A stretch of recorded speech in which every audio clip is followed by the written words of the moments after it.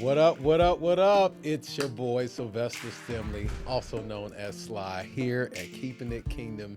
And today I get to have my sister in Christ, Miss Meredith, here just to talk about ministry, talk about Allies Youth, and talk about her testimony. And so, sis, thank you so much for coming on the Keeping the Kingdom podcast, where we talk about keeping the kingdom is not just a saying, it is a lifestyle. And the kingdom mindset leads to kingdom connections, and kingdom connection leads to kingdom relationships, and the kingdom relationships lead to a kingdom impact. And so let's jump this thing off. Let's get right into just a little bit about your testimony when you came to know Christ. And I want to talk a little bit about the faith journey you've been on since we've kind of known each other. Mm-hmm. But I think it'd be good to let the kingdom seekers and kingdom keepers know a little bit about who you are, and how God has displayed an instrumental role in your life. Yeah, I love it. Wow. Well, thank you for just giving me this opportunity. You know, it's not every day that you get to kind of think back and tell your story. So, I did not grow up in a Christian home. I didn't. We weren't even Easter and Christmas goers. Okay. Lots of brokenness and dysfunction. I think between my mom and my dad, there was 8 marriages before I was 10. Lots of steps, and so just lots of instability, I guess. And when I was 13, a friend invited me to youth group, and I accepted Christ and was baptized, and really just on fire for the Lord for several years in my teen years. But then, I think it's hard to be a believer as a young person and not have like that support around you. And so, not making excuses, but definitely didn't stay true to that and just wandered for a long time. And but God's grace was all over me all the time. No matter how far I wandered from Him, He was always just right there. And I was probably in my mid-20s when a stranger honestly invited me to Bible study.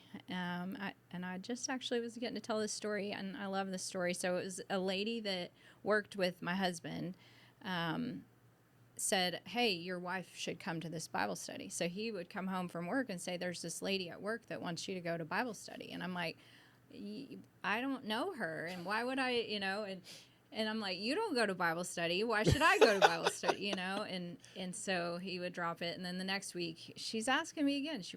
And it was like, she was relentless. And it was the week that it started. And he came and he's like, "She's asking again, and it starts tonight. And she really wants you to go." And I was like, man, I'm going just to get him off my back, is how I felt. Because I don't know her. I don't know anything about this. It's very uncomfortable. How long had y'all been married at this time? We've been married for probably 2 years. Okay. And so I show up at this Bible study. It was in Fort Worth, and it was all women's Bible study. There's 500 women in this room, and I don't know a single one of them, not one. And I sat in the back just like, ugh, like, why am I here? And the leader of it, she prayed, and she said, there's a woman here tonight that does not want to be here. And she is only here to get someone off her back. But you have big plans. And I hope she stays. I hope she comes back. Okay, hold on. Wait. Yeah. No, shout out to my brother. Yeah. For taking the risk after 2 years. Hey, young adults, check this out. Yeah. Ladies, find you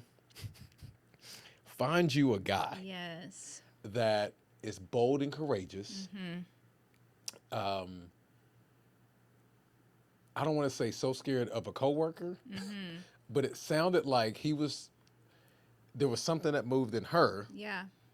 that gave him the confidence to say, babe, you got to be there. She needs to be there. Yeah. And to come home and tell you every single Yeah. time. And thank you to, I don't know what her name is. Kim Macchio. Kim, Yep. if you ever see this, Yep. shout out to Kim because, Yes. man, we hadn't even got to the rest of the story. Yeah. But scripture tells us that one plants, the other waters, and God does the growing in Yes. Corinthians. Yep. And thank God for Kim, for her being so consistent, for her having follow through, Yep. because it's something, and she hadn't even met you. So there's something that the Spirit put on her heart to press him to get to you, to Yep. get you there, for you to hear a confirming word that, like, yes, that could have been for anybody in the room. Yeah. You said it was 500. It Yeah. could have been for, and maybe it was. Yeah. But you felt like you heard from the Lord, like, okay, she's speaking right to me. Yeah. So thank you, I Kim. know. Isn't that We need so more cool? Kims in our life. We do. Wow. We do. Yeah, and I haven't even thought about, like, for my husband, you know, just how God really used him in that moment. And just to kind of back it up a little bit, like, my dad was a recovered addict, 30 years sober from drugs and alcohol. He got clean when I was like 13. And when Ryan and I, my husband and I, met, you know, we weren't walking with the Lord at that time. And my dad really just started pouring in to Ryan and invited him to a men's conference. You probably heard of it, Promise Keepers. Yeah. They're still around, but that's really where Ryan accepted Christ. Like, So he accepted Christ. this is after, I think it was right after we got married. Okay. So Yeah. he accepted Christ. And then a year later, Is when this, he meets Kim. And praise God that had he been working at this place like for a while, or? yeah, I think he had been there for a couple of years at this point. Yeah, I know. See, God just Wow. orchestrates. But it was life-changing for me. Like, I was the mid-20-something-year-old that I didn't know the story of Noah. I didn't know Moses. I didn't know anything. I didn't know anything about the Bible. Like, all the things that you teach at VBS to little kids, like, I had none of that. And so And you were in the youth group.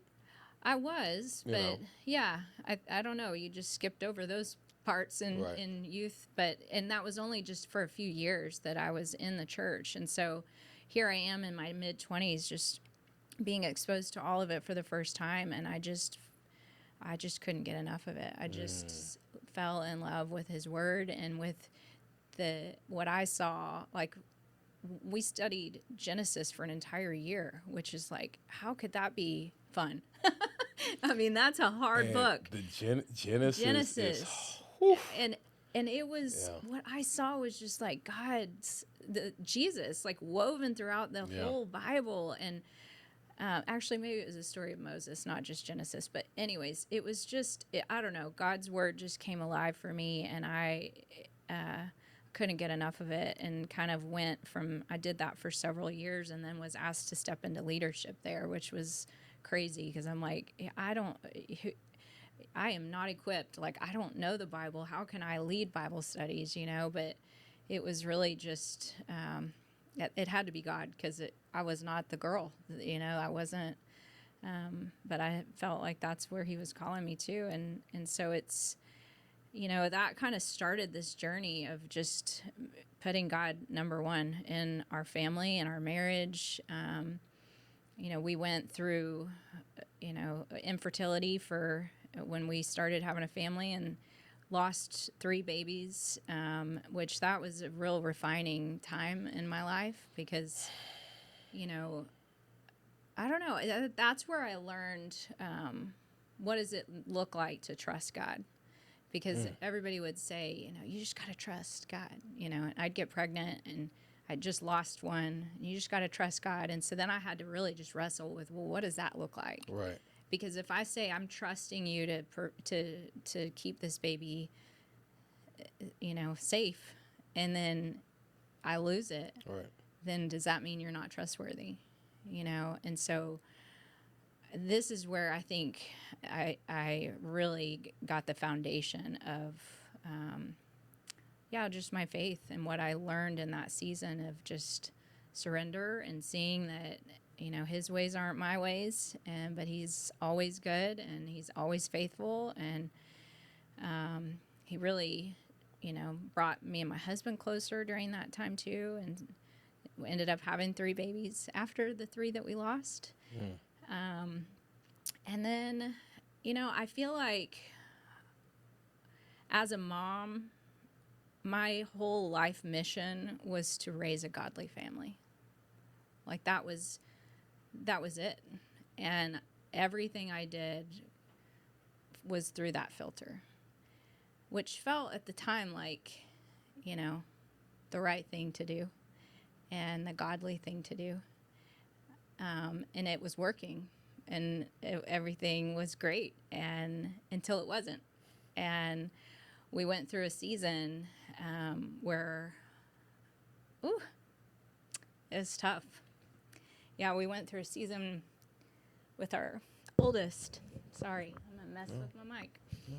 Good. Where she just started really struggling, and the more she struggled, the more I struggled, and the darker things became with her, the more fearful I became. And I turned into this person who was just driven by fear. I was so afraid that everything I had worked so hard for, as far as raising a godly family, it appeared was just falling to pieces right before my eyes. And I didn't know why. There was no explanation. And the more I, strived and tried and forced, the worse everything got. And to the point where it was literally, this went on for a few years in her teen years. And it wrecked me. It wrecked my family. It was wrecking my marriage. And I felt like, I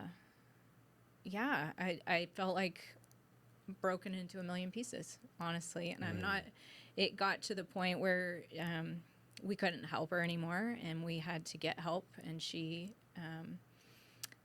didn't, and we had to send her away as a teen. And the day we dropped her off, I literally felt like I had been broken into a million pieces, and I didn't know why. I didn't know what happened, but I knew that the only way I was ever going to get through this was God, that God was going to have to put these pieces back together. And I didn't know if I'd ever have a relationship with her again, according to her. If we did it, if we took that step and dropped her off, that would be the end of our relationship, that she would never forgive us. And what I learned through the next 10 months that she was gone was that I had built my life on the sand and not on the rock. And that my God had become having a godly family. Wow. Okay, stop.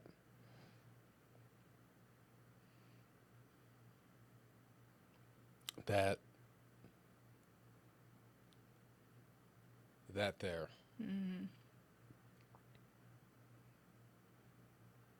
First, I want to say thank you for your vulnerability and saying that, because I can relate to that. I think many that will see this can relate to you almost, especially for believers.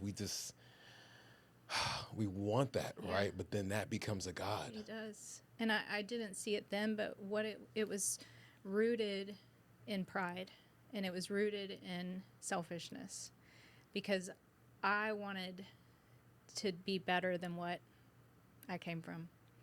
And I wanted to give her more than I ever had. Right.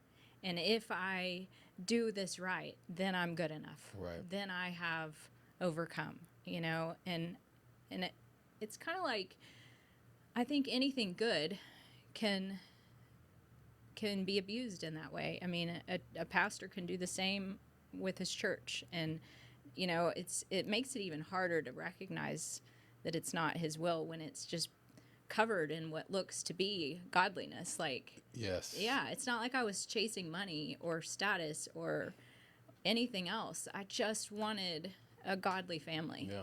And and but when the storms came and the wind blew, that house fell hard to the ground.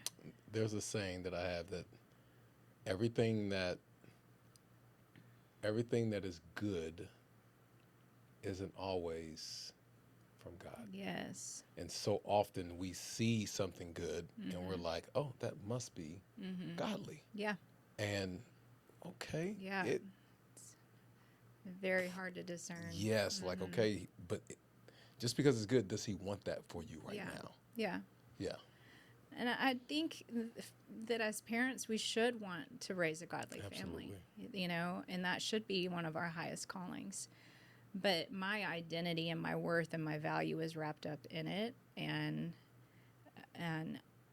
so as she started to struggle and I couldn't fix it and I couldn't help her and it just, and I would pray, oh my gosh, I would pray so much for her and just surrendering and giving the situation to God. But the minute I would say amen, I would take it all back and try to force and manufacture and fix everything myself and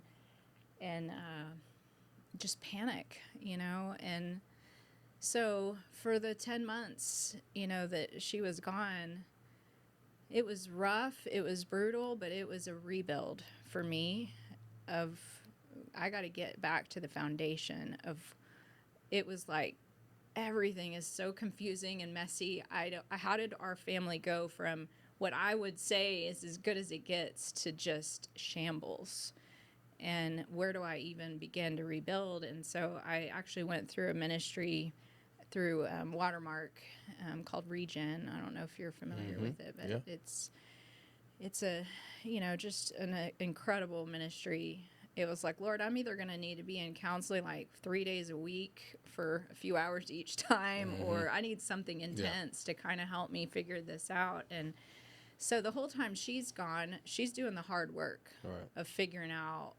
And this was a godly, amazing place where she was at. And I cannot say enough good things about where she went. And the whole vision was, restoration and healing of the family and just So this is a Christian-based facility. Yeah, it's Heartlight Ministries in East Texas, and it's for struggling teens who,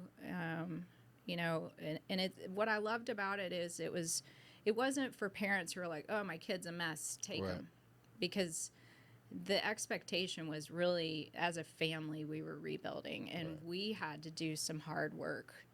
I think you say the hard work for the heart work or what, something along those lines. And I remember the hard work of the heart work. Yes. So it was the first parent retreat that we had after sending her. So it's 60 kids, 30 boys and 30 girls live there.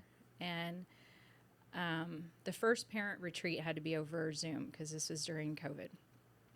So normally we would get to see her, and it would be like a month after, but we couldn't see her in person. We had to do it over Zoom. And I'm looking at the screen and I see all these like faces of parents whose hearts are broken, just like ours, and who are just like, we don't know what happened, but what do we do? And one of the parents said, how long is it going to take? Like, how long until we can get our kids home? Because it wasn't just like a set number. Right. And they said, that's dependent on you. And how willing are you to change? And how willing are you to do the hard work? Because not that it's our fault or her fault, but what we were doing wasn't working, obviously. And we had to model for her that we're willing to do the hard work and to dig deep and to change and to grow. And if that's what we're asking her to do, then we had to be willing to do it too. And so when they said, it's dependent on you, the sooner you're willing to get serious about your healing, the sooner you're going to get your kids home. Wow. And so it was, man, I was like, buckle up, here we go, because I just wanted her home. Right. And so the first few months that she was gone, we would get one phone call a week. It was a 30-minute phone call. My husband and I would split, so he'd get 15 and I'd get 15. And for the first like 3 months, the conversation would go like this, like, Mom, I get it, and I've learned so much already, and I'm ready. I'm ready to come home. And I'd say, honey, we're gonna see this through, and we're gonna keep we're gonna keep at it. And then she'd hang up on me, and then we'd wait till the next week. Oh. That'd be the end of that phone call, and that went on for a few months. And they kind of prepped us for that. But you have to understand, prior to her going, we had tried everything. Yeah. I mean, we had done all the things. So it wasn't like this was first resort. And we felt like so much of her struggle was due to her environment and some really, toxic relationships that, we couldn't get her away from. And, had we had the luxury of like moving, that probably would have been what she needed, just to remove her from that environment, but we couldn't. And so we really felt like, anyways, it was a journey of getting to that decision. But for the first few months, the phone calls she would just hang up, and then I'd have a whole week of just wrestling with God. And, he taught me so much. He showed up so big. I would go on these walks every morning. I would get up and I would walk, and I'd say, Lord, I'm not going home until you speak to me. I'm not going home. I don't know if I can get through this day if you don't tell me something. And so I would just walk, and I would walk, and I would cry, or I would praise, or I would, listen to something, anything, but I just needed a nugget, something to get me through that day. And he would never fail. He would give me what I needed that day. It got to the point where I started taking pictures on my walk. So like wherever I was when it hit me of this is what I'm saying to you today, I would stop and I would take a picture of a tree or whatever was right in front of me, and I would just write it on my phone. Wait. Okay.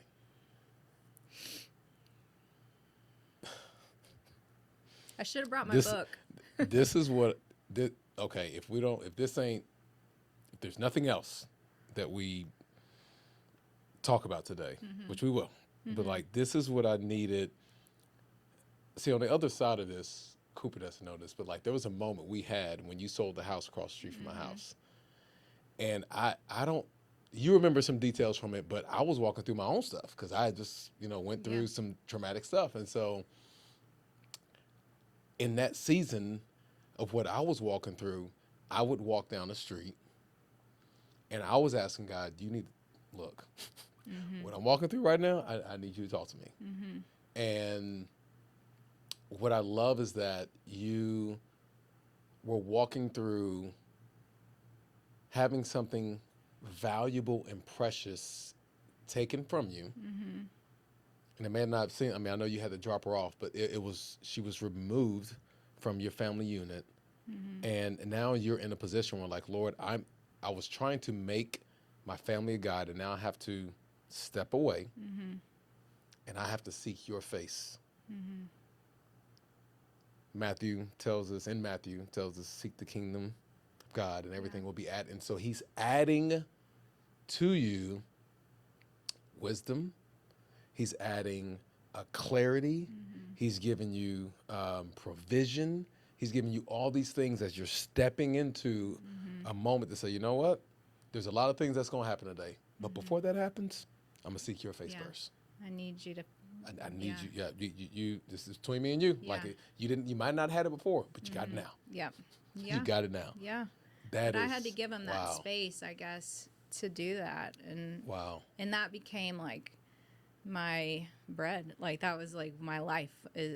Were those walks, and it's what sustained me. And so I'd take pictures. I ended up at the end when we got her home, I printed them all out. And because I just wanted to remember his faithfulness of every time I sought him, I found him, and he gave me what I needed that day, and he heard me every day, and every day it was something different, but it was what sustained us, and so it was 10 months, and I was happy to say that she graduated faster than they said the 10 months was the soonest it ever had been.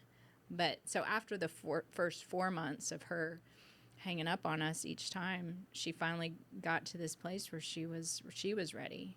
Well, in the meantime, I'm writing to her, and all this that God's showing me and the work He's doing in me, I'm just pouring out letters to her. So we still were able to communicate, but it was, and she's writing to me, and so there's just so much healing that was going on during that time. And at about 4 months is when she was like, "All right, I'm gonna get serious and do the hard work."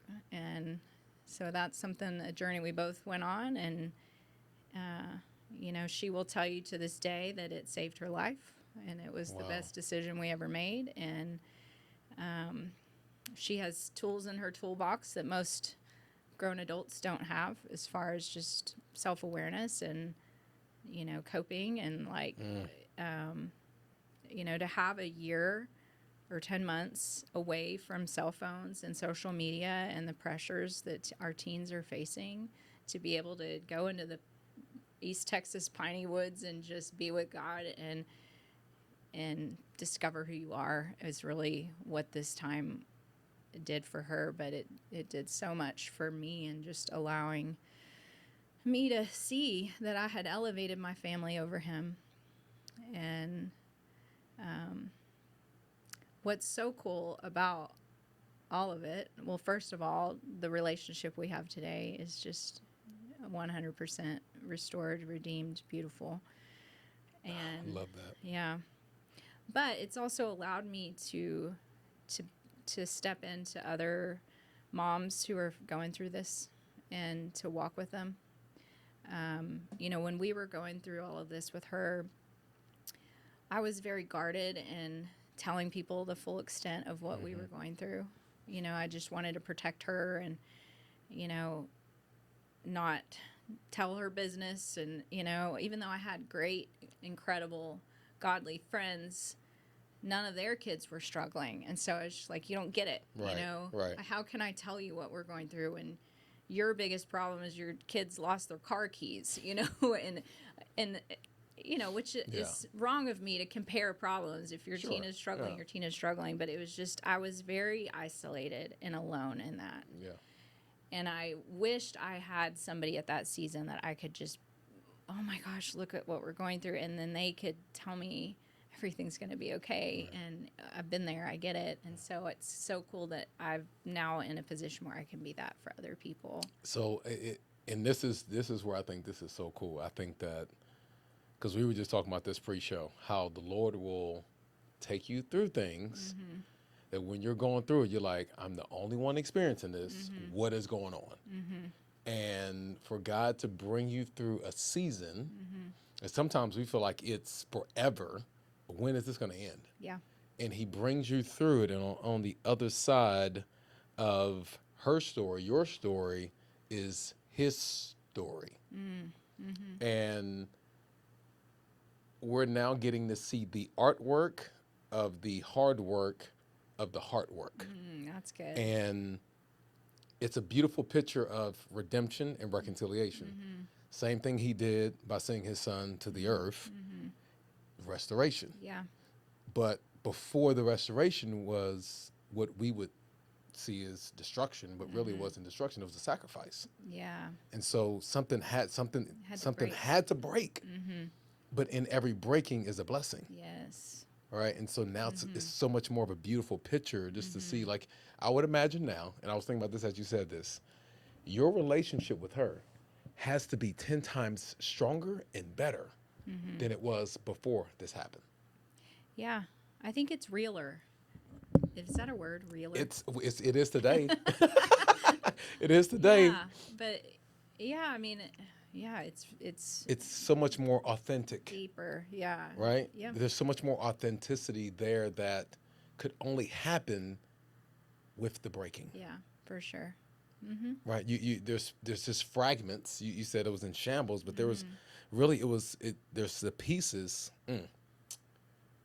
There are pieces that were discovered that you didn't know that needed to be discovered in y'all's relationship that couldn't have happened unless it was broken. Breaking. Yeah.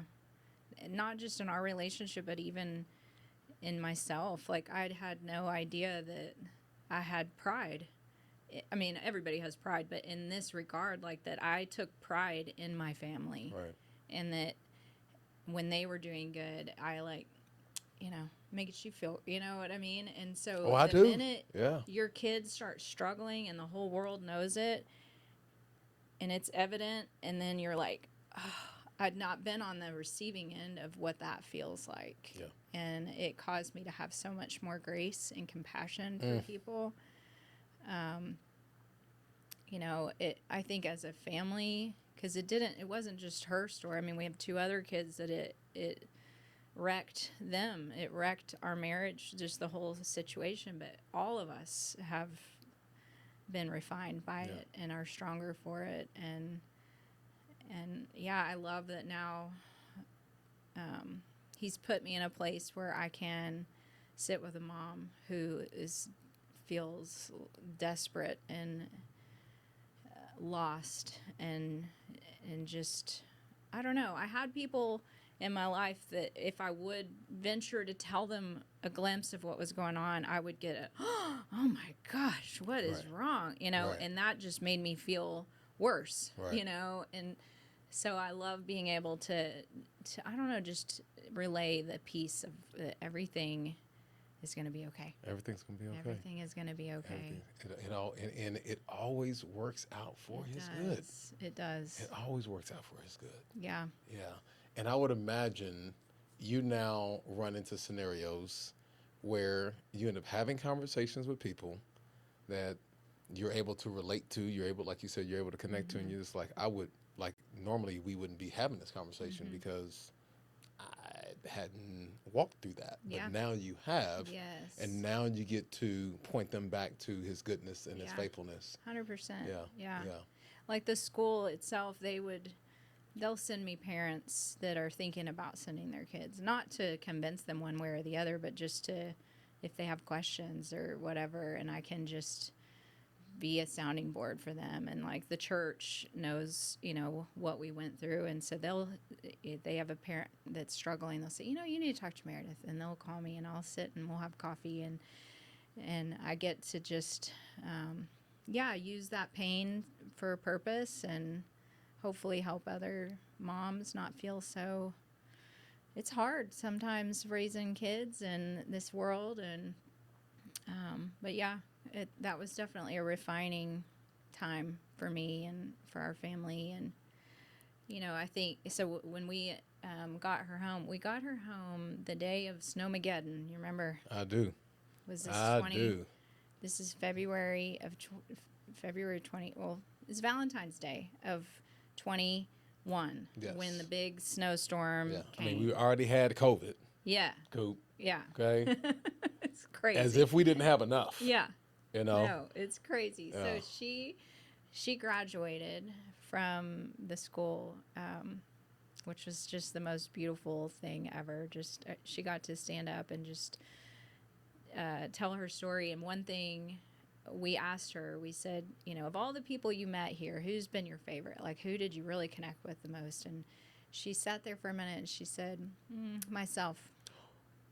I was not expecting that. I know. Wait. Mm-hmm. Wow. Yeah. Oh.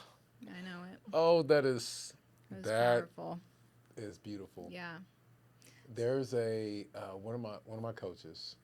He has this saying: "There's a you inside of you that you haven't met yet." Mm-hmm. And that reminds me of that. Yeah. Like there's a part of us, which is why people can't pour. Yeah.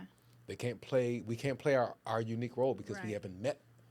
We haven't met ourselves yet. Yeah, we don't know our potential. I don't even know who I am. That's right. And so the fact that she's like, hey, I met this person. I saw him when I first got here.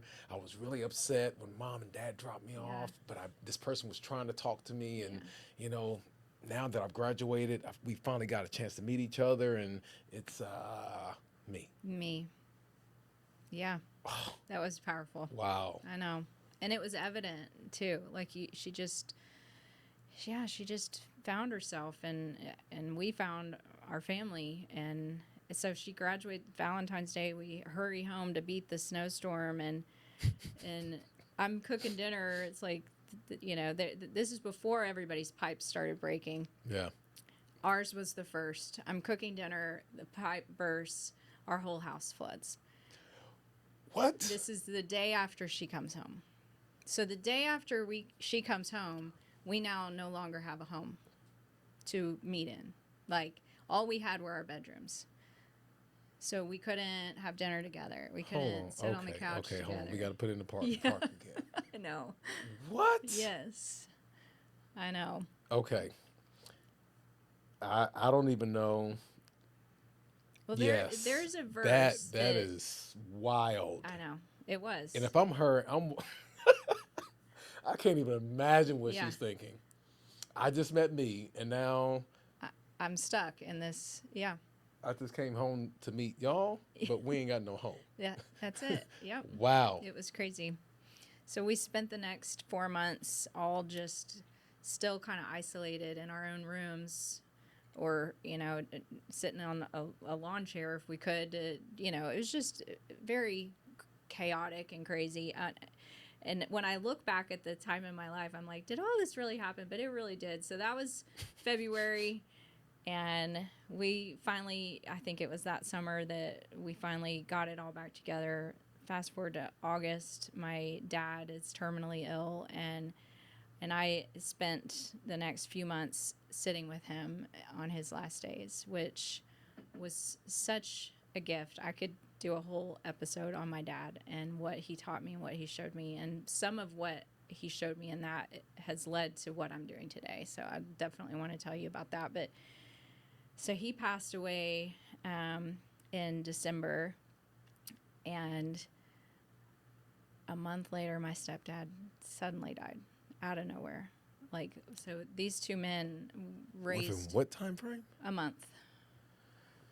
So it was end of November, December is when my stepdad died, and he had been in my life since I was 10, and so here are these two men that were everything to me, and as a result, my mom, it was very traumatic, and so we kind of had to take her in to help her with the grieving, as it was just very sudden, and so we brought her home to stay with us. This is now January.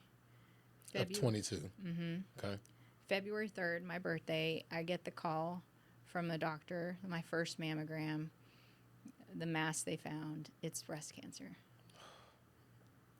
And, before I got that call, I was like talking to God, and I'm like, is this going to be cancer? Like, it gotten to this point. There had just been so much. But that hard work he did, those 10 months that she was gone, it is what prepared me for everything that happened after. And so before I even knew if it was cancer, God and I had already talked about it, and I was okay with it. And wow. Because I knew if after all this, if he allowed my body to get cancer, that it was for a purpose, man, that he was doing something in me that was for his good, and all of this is just part of it. And so if that's what this is, bring it. Let's do this. Wow. Yeah. So that was February on my 45th birthday is when I... after losing father and stepfather. Yeah. In the house, and, and the you're whole walking thing. with your mom through grief. Yeah. Which is it's not like a once a week thing. It is around the clock. It's like and helping her learn to walk again. That kind of grief. It was intense. And then you get the phone call. Yeah. But you know what? It was honestly like, I don't know. The hard work that happened in losing my daughter for that short time is what really, it just laid this foundation to where I knew, man, I've got this. My words were, this is a blip. This is just a part of my story. So a month later, double mastectomy, cancer treatments, several surgeries, but, through it all, it's like my purpose and my calling got like laser focused. Like I knew what I was supposed to be doing with my life. Really? That's when, wow.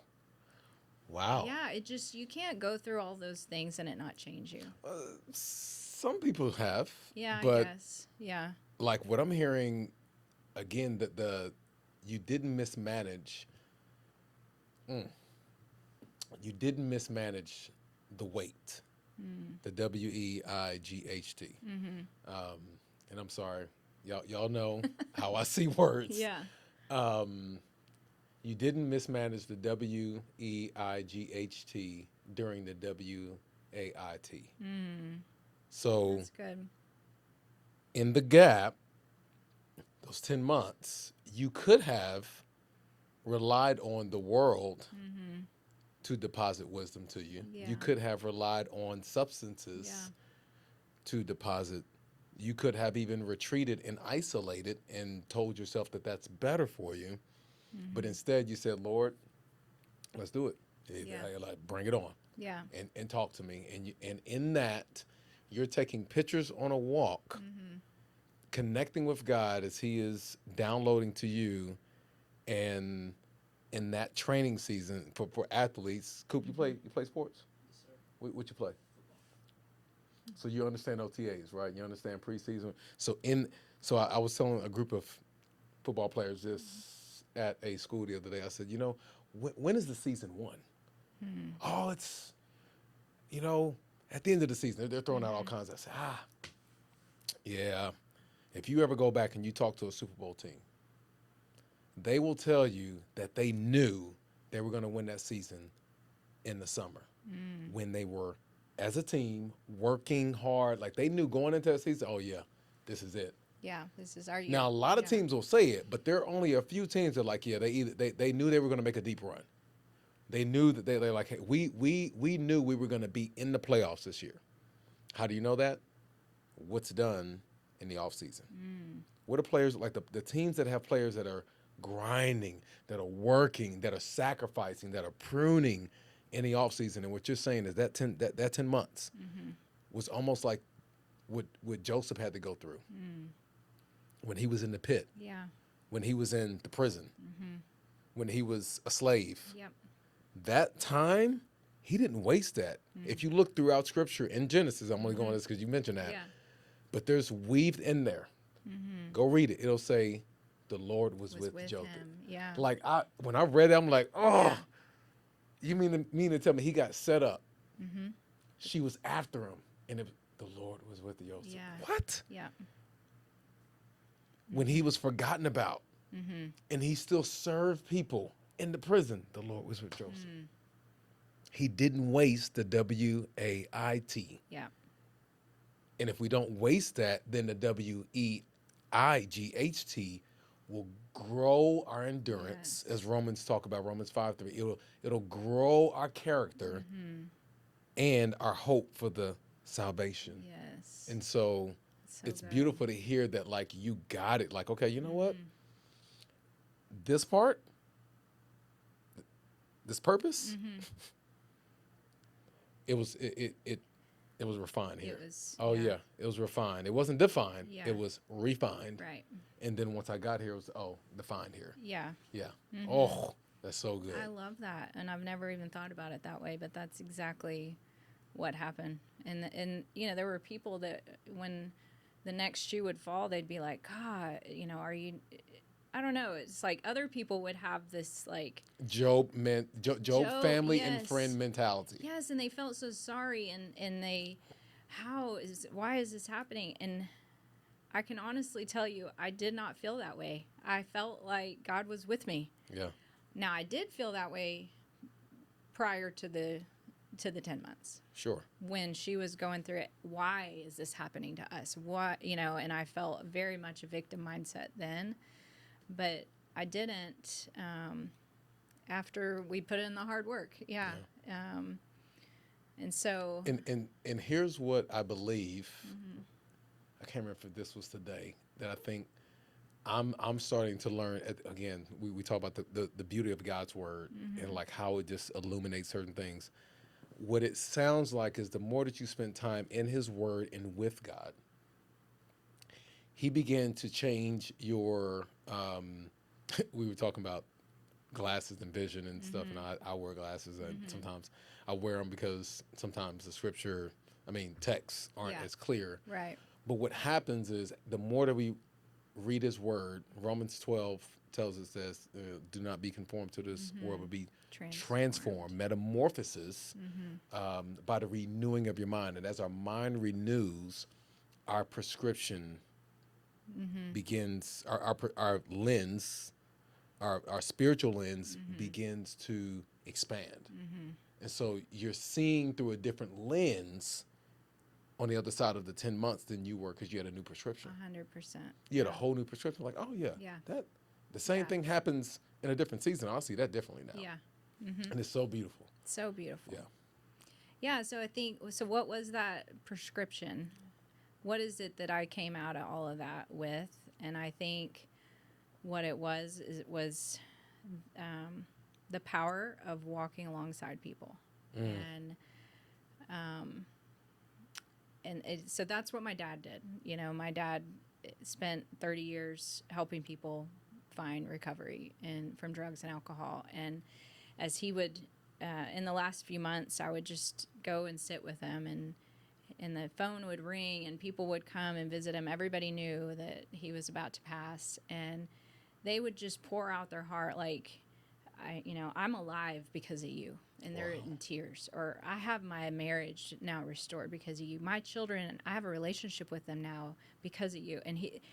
And I would hear story after story of these people saying this, and he would just kind of, it was, I joke, it was like someone was saying, I like your shirt. Like he didn't understand. Like, and I'm like, Dad, do you understand the weight of the life you lived and like the impact that you had? But to him, it was just, he was so humble, and it was like, this is what you do. Like, God rescued me, and so why would I not, walk alongside other people? That is, and you told me this before, and I'm only going to say this because I feel like this is because of what you told me with your daughter. What I hear these people telling your dad is, you helped me to find me. Yes.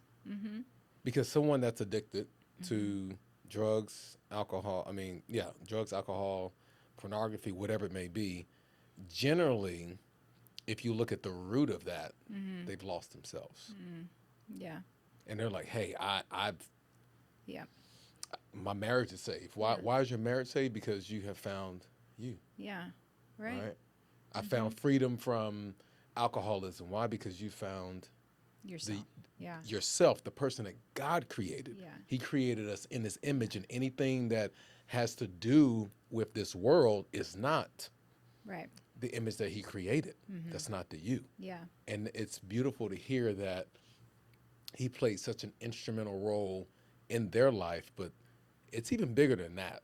Like you told me this before, I'm just like, how many generations is your father a part of helping break generational curses? Have you thought about that? Wow. Alcoholism can run deep in generations, And it did. right? Big time. Yeah. And so you heard one person, but I don't know if we even Yeah. can even fathom that he's a part of breaking generational chains. Yeah. Yep. I know it. I know it. And I just am so grateful that I had the honor of sitting and witnessing it and seeing all of these people. But it changed me because it just, like we talked about prescription, I only have one life to live, and I want to live it making an impact on people. Playing our unique role. Yes. If we gonna go, Coop, we need to, I am gonna pour it out. That's it. Yes. And so I just knew what I was doing. It was time for something else. And I had already kind of scaled back my business. At this time, we connected. We've known each other for, I don't know how many years, forever. Yeah. We've been connected as brothers and sisters in Christ for a long time. But I know we had kind of reconnected. You had sold a house across the street. Yeah. And it was kind of during the season of when she was going through, just this Yeah. difficult season. Because I remember, I can't remember what happened. We ended up outside talking for like, I felt like forever. Yeah.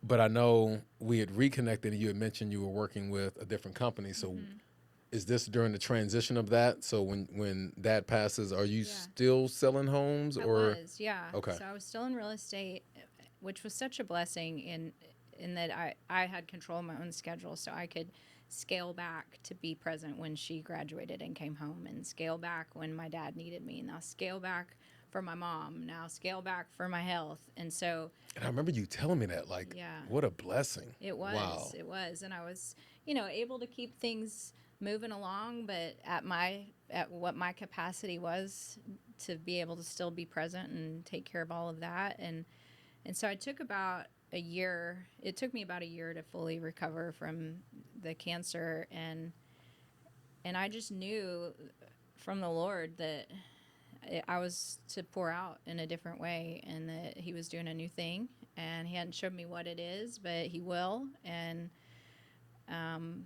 but I just knew my heart is to walk alongside the vulnerable and to,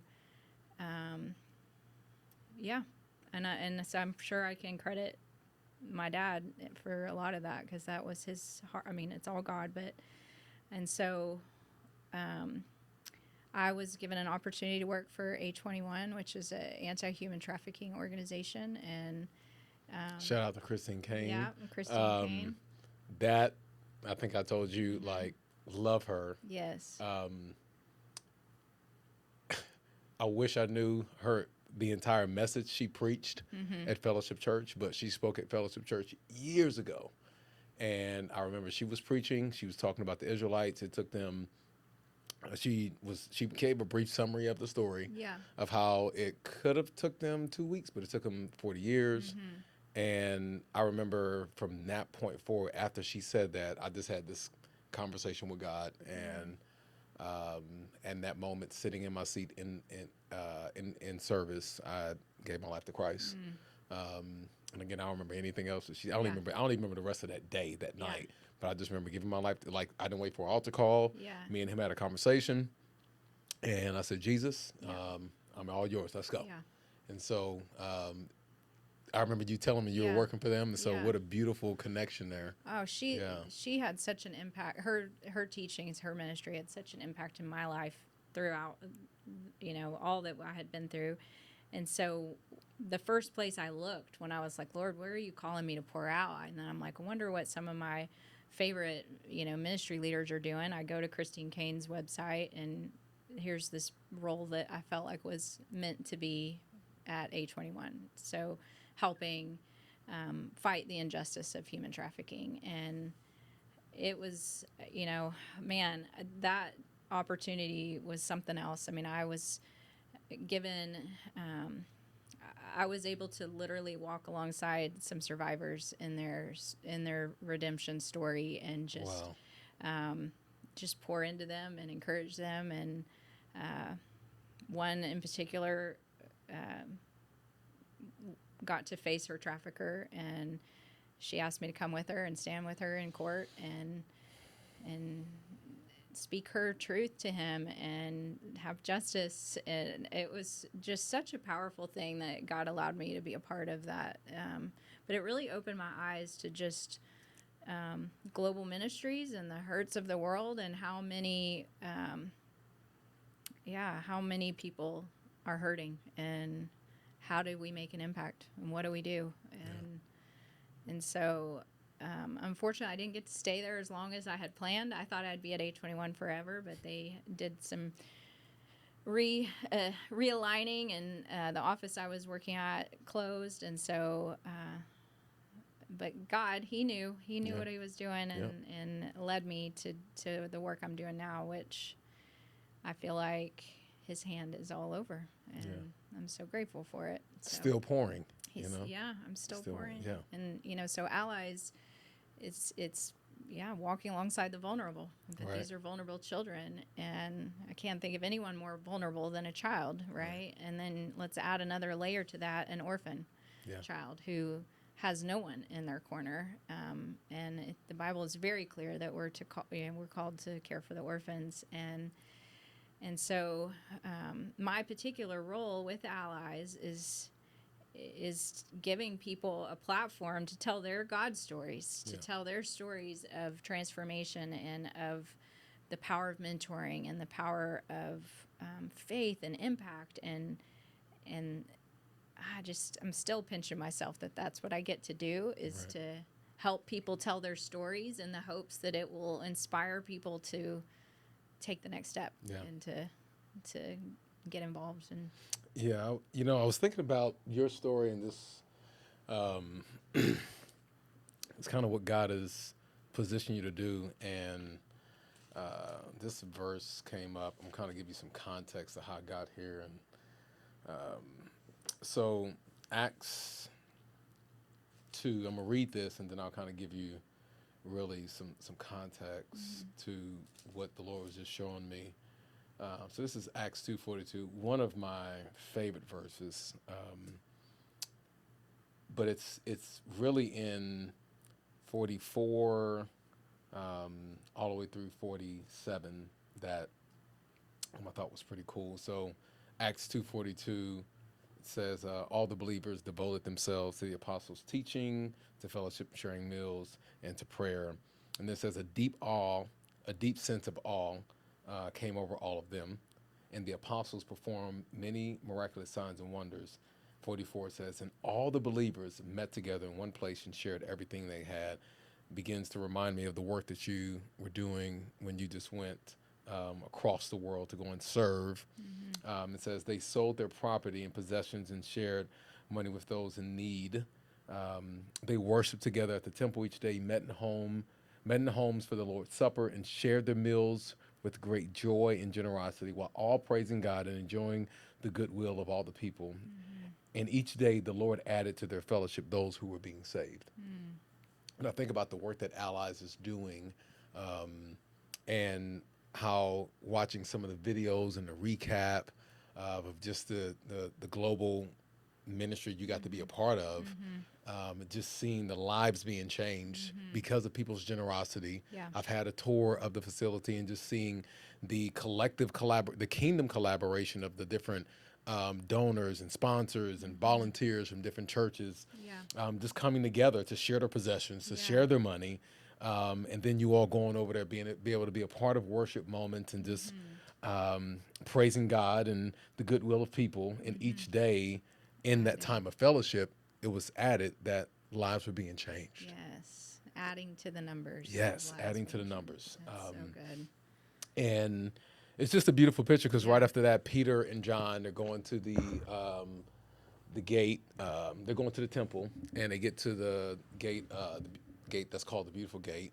And there's a guy there that is in need of resources, and they're like, "Hey, we don't money and silver and gold. We don't have money. We don't have coins. I know that's what you need, but what we do have is got this relationship with Jesus. You want it?" And they help the man up. He's strengthened. He's healed. And the cool part about that is what I see with you is they took this person, this guy, and they go into the temple with him. So versus just sharing the testimony with him or sharing Jesus and then leaving him and going in, they take him with them, coming alongside, because at some point in time, he became an orphan. He forgot who he was. Yeah. And they go with him into the temple, and they begin, it says he's leaping and jumping and praising the Lord. And then people see him with Peter and John. So again, still with the man. Yeah. Again, they didn't get into the church and like, hey, figure it out, go find your community group. They walked with him. They walk with him.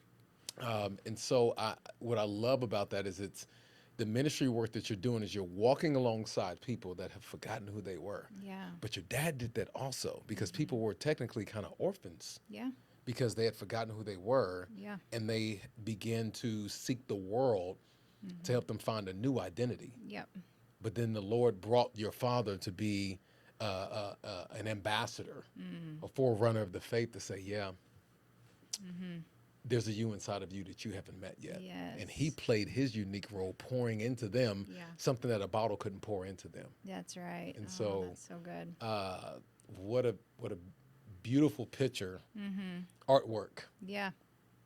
of God's glory. Yes. God's glory. That's And it. now to be able to see you do that same thing here at Yeah. Allies, it's been a blessing to be on this side, Mm-hmm. watching you walk through the season you were walking through, Mm-hmm.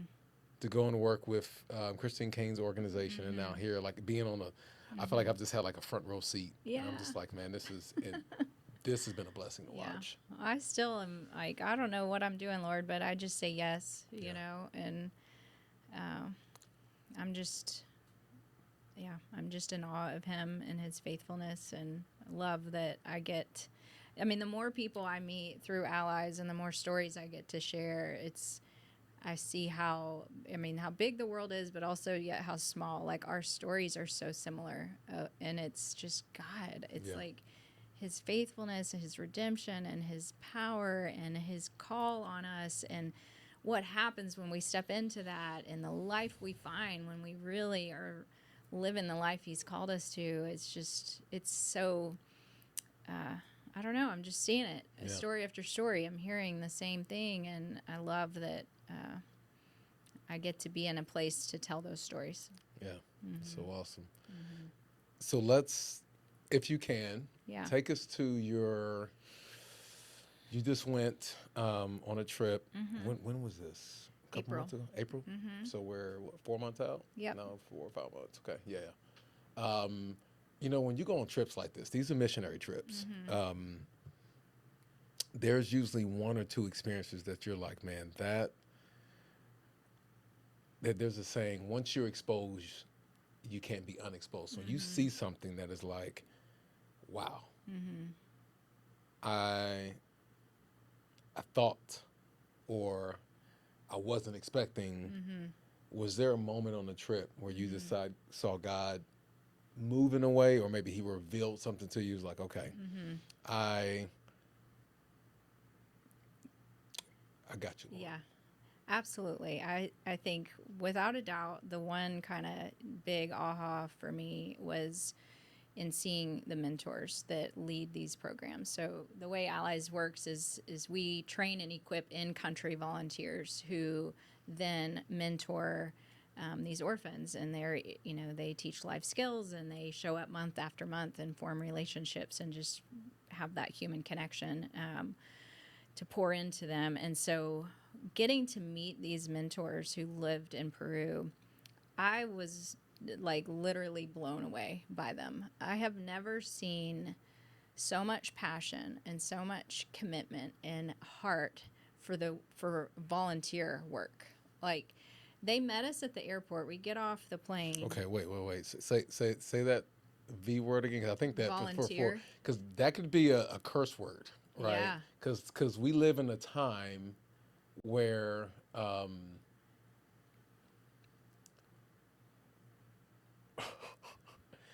sometimes we don't want to do that kind of work unless I have a real title Yeah.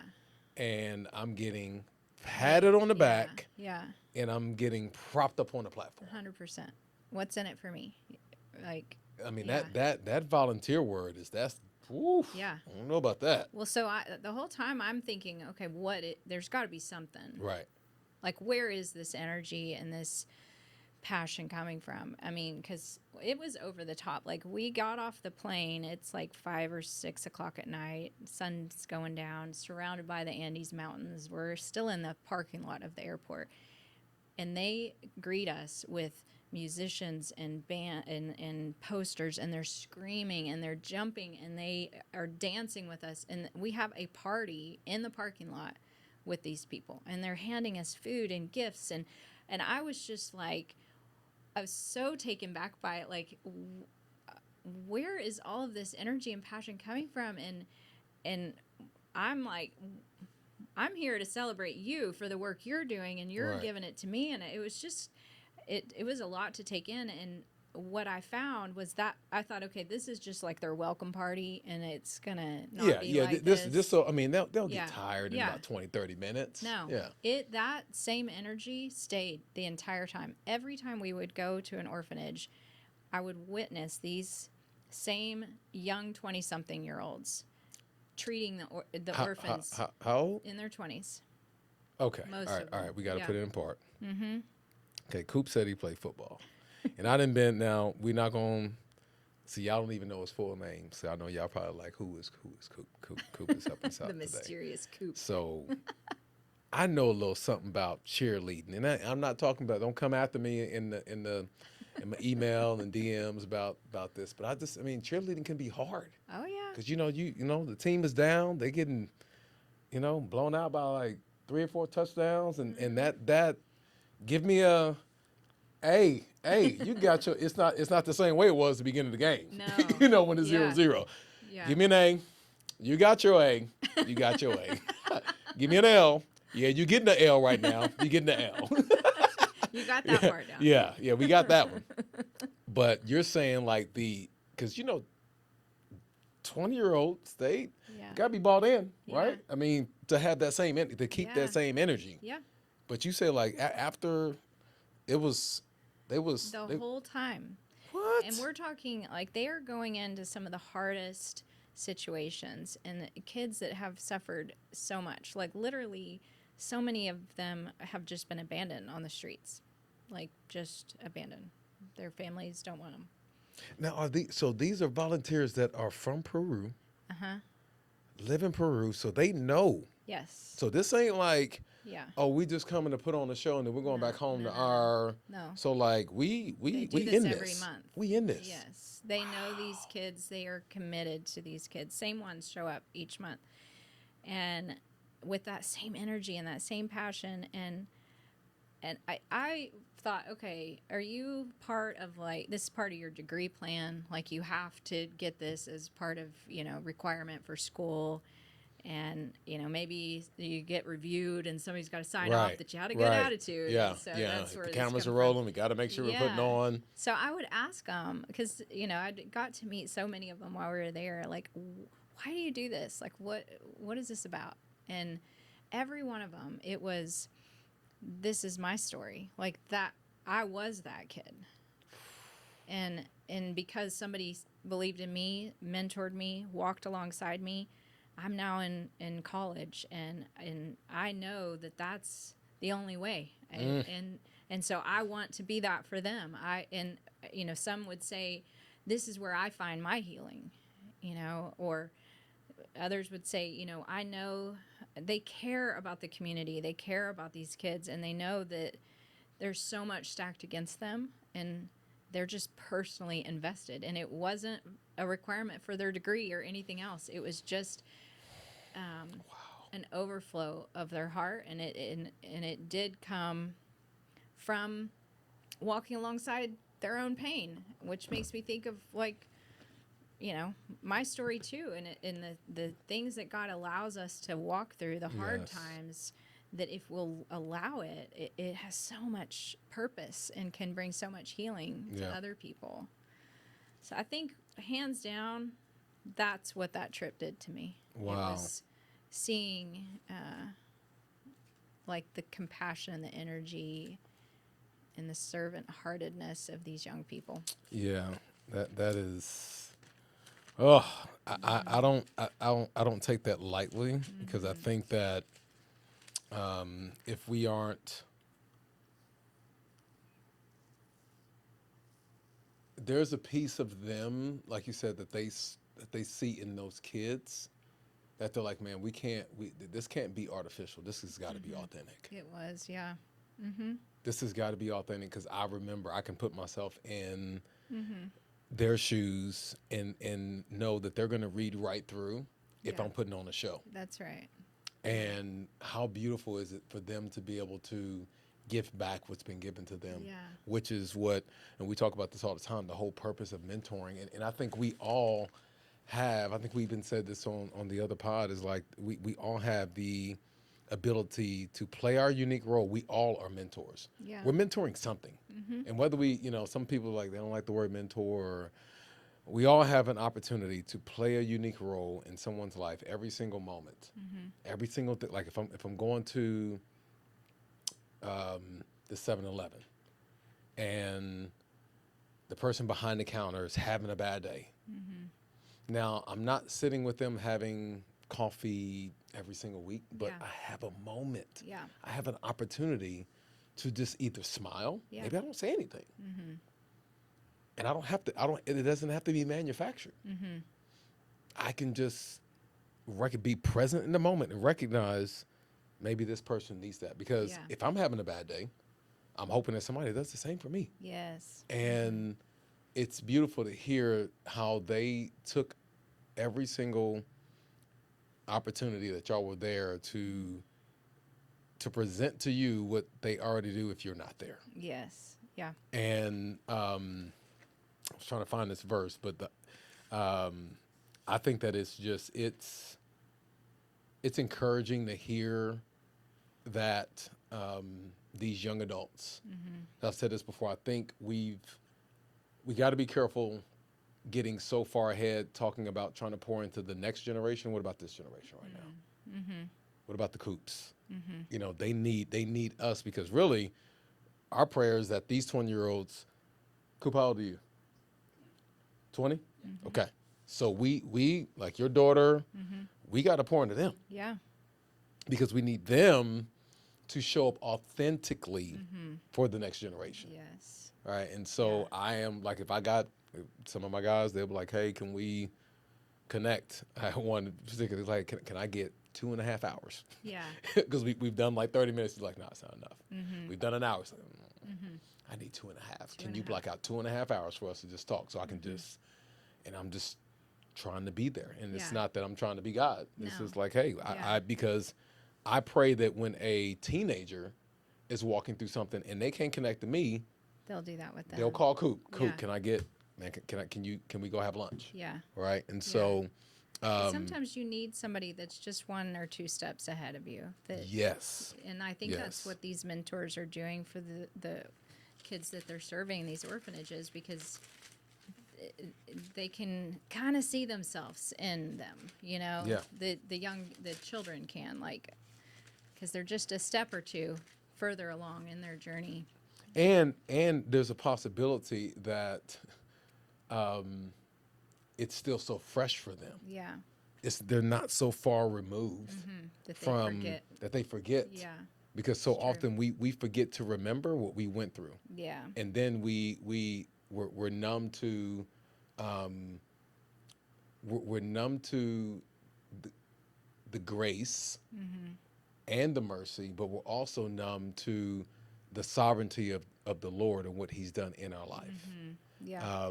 And so I'm grateful that I get to be in this seat to be able to hear what God showed you through them, because I couldn't be there, but Yeah. that it's amazing to be able to know, like, man, we have some 20-year-olds on the other side of the earth Yeah. that is like, hey, Yeah. let's do this. Well, and I think you mentioned this on our last conversation, is there's something stirring in young people right now all around the world. Yeah. And, I keep hearing about it and the revival that's happening, and young, 20-somethings just being all sold out for God. And it's happening in Peru. I saw it firsthand, and you're seeing it.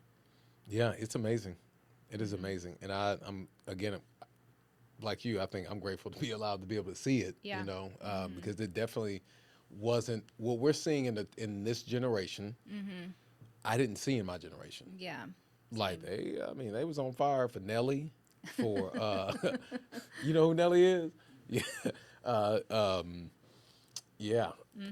For Yeah. I won't all name the them, wrong for things. all of them. Yeah. And music's great, but when you compare it to the work of the Lord, there's no Yeah. comparison to what was going on Yeah. in the 2000s, and Yeah. Cash Money Records and No Limit and all of them. Like, man, a lot of them are turning now. They're making some changes, some turns, and so yes, it's beautiful to see just the fire, from athletes to actors to college universities. It is, it's a beautiful thing to be able to witness. Yeah. You know, God's moving. and you know, I pray that we can continue to help them to fan their flame. Yes. That was I was going to Timothy, but that was really it. It's like I think right now, even by you going and you was encouraged, your sacrifice to get on a plane to go there probably fanned their flame, even though you're probably like, why are y'all doing that to us? We came because Yeah. you went to go fan their flame. Yeah. They fanned yours, but I do think that you going probably showed them like, man, they appreciate us. That And was so, our hope, is just to add a girl, keep it up. What you're doing matters, and it's making a difference. And so, yeah, yeah. it's beautiful. Well, I would love to let's transition this because I'm all about people playing their unique role, right? And I think that there's work to do from a volunteer perspective here in the States that can support what you're doing there. Yeah. And so for the kingdom keepers and the kingdom seekers, those that are trying to really discover what this journey is like with being with Jesus, and what does that mean, being more like Jesus, loving like Jesus, leading like Jesus, and living like Jesus. Well, what we do is we love people, right? We love God, we love people. Yeah. And Allies does a great job of that here in the Mansell area. What if someone wanted to get involved? If someone had just the desires, like, hey, I want to help. I can't get on a plane and go to Peru. What are some ways they can partner with Allies? Because for me, I need, we've said, keeping the kingdom. It's not just a saying; it's a lifestyle. What does that mean? That means, hey, dying to yourself. It ain't all about you. Yeah. It is not all about you. Right. So what do we encourage? We encourage you to be connected to a local body, be connected to the Lord, be in His Word, feed on His Word, but also serve others, right? Love God, love other people, and how do you do that? You serve people. Yeah. And so, if I'm a young 20, or maybe I'm not a young 20, I'm 30, 40, like all, because I feel like Allies can benefit from all ages. Yeah, There's not 100%. really like it doesn't matter how old you are, doesn't matter what background you come from, there's something for somebody to get do. connected. Yeah, for And so sure. what are ways that they can partner with Allies? Because there's multiple ways. Yeah, for sure. So I would say for those that are living in like the Mansfield, Arlington area, one super cool thing that Allies does is we have a warehouse here in Mansfield where we collect humanitarian aid. A huge warehouse, blows people away when they see it. Yeah, it blew me away. I was And it's all donations. So people donate to fill the warehouse. So that's, one thing you can do is so you can donate. donate Okay. goods that we can stock the warehouse with. And that's everything from Hygiene items to clothing to shoes to backpacks, blankets. and everything in between. Yeah. Okay. So what happens, the orphanages will send us every month a list of what their needs are. This is how many kids, boys, girls, their ages, and these are the things that we need. And so the next thing you can do is we have volunteers that come. We have volunteers anywhere from high schoolers to we have some seniors that are in their 90s that serve. So it is for everyone. So you come and pack boxes to send so donate humanitarian aid. and then come and pack. Pack back, and so we pack and ship boxes all over the world. So we're in 74 countries. So we're constantly shipping out humanitarian aid. So that's a real hands-on way that people can serve. You can even host like a hygiene drive at your school or at your church, or we've had different churches say, "Hey, we want to help. What can we do?" And they've collected items that we need to restock from the congregation. Okay. So they'll collect hygiene kits and, different like vacation Bible schools will get together and pack hygiene bags that we can then send. So those are some tangible needs that we have.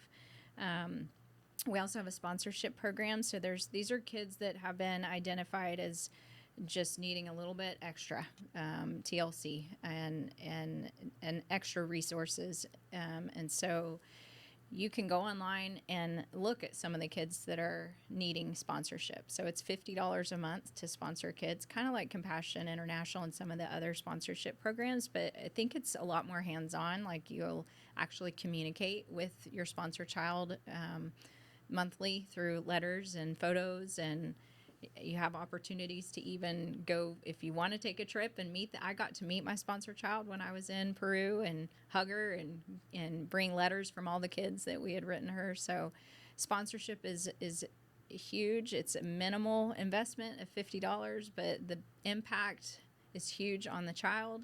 I got to see it. Like we would gather all the kids that were sponsored kids and bring the gifts that their sponsor families had given us to give them, and it's huge, the impact that that's having. Wow. And then beyond that, I mean, obviously any financial donation is, I mean, it takes a lot of money to run a national or a global organization. Right. 74 countries, over 25,000 orphans that we serve through mentorship every month. And so and that number is growing, because I think when I came into the tour, from where it started, like y'all haven't hit a ceiling. No. Wow. There's estimated to be 153 million orphans in the world. 153 million.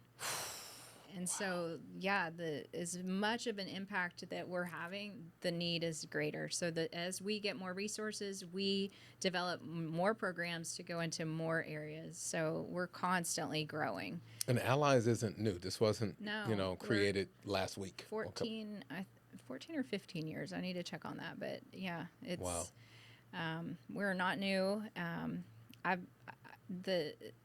The team that we have is the real deal. The money that is being spent, I see it. It is going straight into the hands of the kids that need it. And, I feel like we're providing people who want to come alongside and work with us opportunities to see where is your work and your time and your money going. Like if you come pack a box in the warehouse, we're going to take your picture with your box.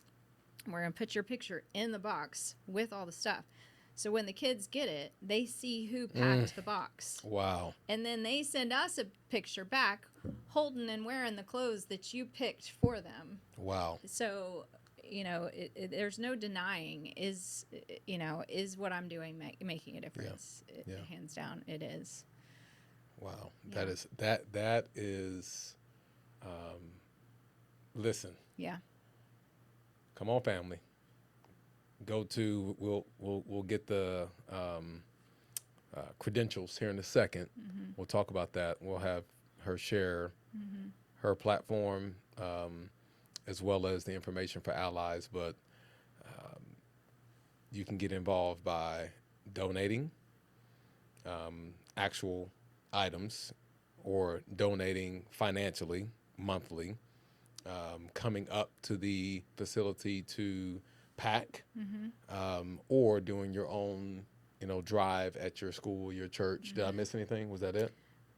Sponsor a child. Sponsoring a child, right? So many different ways to keep it kingdom. Yeah. By having a kingdom mindset. Ooh, I forgot one. This one's cool. It's called Bags of Hope. So if you're ever traveling internationally, chances are we probably have an orphanage that we support in the country that you're going to. Okay. And so we will pay for you to have an extra checked bag of humanitarian aid. So we'll pack the bag. If you bring it with you, then we'll have our team of leaders in that region meet you at the airport. So you don't have to bring it to them, but meet them and do the handoff. Wow. And this helps us, first of all, the cost is significantly less than shipping that amount of goods. But it also allows us to go into more countries. There's a lot of countries we can't ship to. And so we've had a ton of people do Bags of Hope since we launched this, because it's something so simple, but it is a huge help. So if you are traveling internationally, you can reach out to us and say, hey, this is where we're going. We'll see if we've got a leader that can meet you. And I love that. Yeah. So I love that. That's a super I love that. Help. Wow. Wow. And then the last thing, and probably the most important thing, is to pray. And so you can join be one of our prayer partners. And at Allies, we don't prayer is our strategy. That is the strategy. It's not programs, anything else. It's prayer, because we know this is close to God's heart. This is what we're called to do. And so we start every meeting in prayer. We have, deep prayer meetings where we're seeking the Lord and getting discernment on where are you leading us and how do we do the work you're calling us to do. And so we'll send, if you want to join our prayer team, we'll send you a weekly email of a specific kid or area or something that we're rallying around so you can pray. Wow, that is awesome. Yeah. So many ways to partner. I love it. And on the other side of that partnering, as we talked about, there's a kingdom impact, right? And so many different ways to get involved. And so how can they get a hold of you, and how can they, I think you might have mentioned the website, but mention that again. If they want to get a hold of you, you also have some content, you launch your podcast. And so give our viewers, our family, that information, and then let them know how they could connect if they do want to partner in prayer or any of the other ways that we discuss. Yeah, perfect. So it's alliesyouth.org.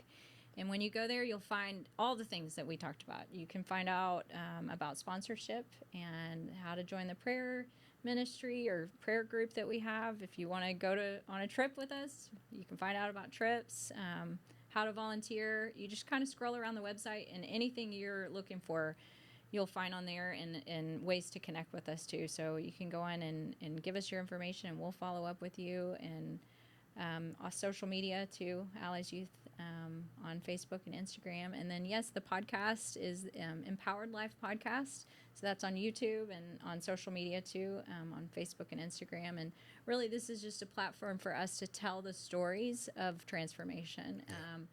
We're every day getting these stories back of life change and impact from the orphans that we're serving. And so really the heart behind the podcast is we need a platform to be able to share these stories and other stories of God's work and kingdom connections and kingdom impact and all of the things. So Empowered Life Podcast is where you can go to hear more of those stories and just stay engaged with what we're doing. Go follow, go like, go subscribe, support my sister, support Allies. Listen, if you're in this area within 7,000 miles of the Mansfield area. 7,000. That might be a long trip. It is, but it's worth it. Yeah. We need you to partner, right? We're trying to advance the kingdom, push back darkness. And how do we do that? Kingdom mindset leads to kingdom connections. Kingdom connections lead to kingdom relationships.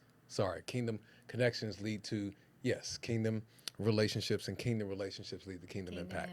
And so what has happened with our mindset, kingdom mindset, because of God's word, it's led to a connection years ago that led to a relationship, a kingdom godly relationship, brother and sister in Christ, that has led to some kingdom impact. And we want you to partner with us. We want you to partner with Allies Youth. We want you to partner and listen to the stories.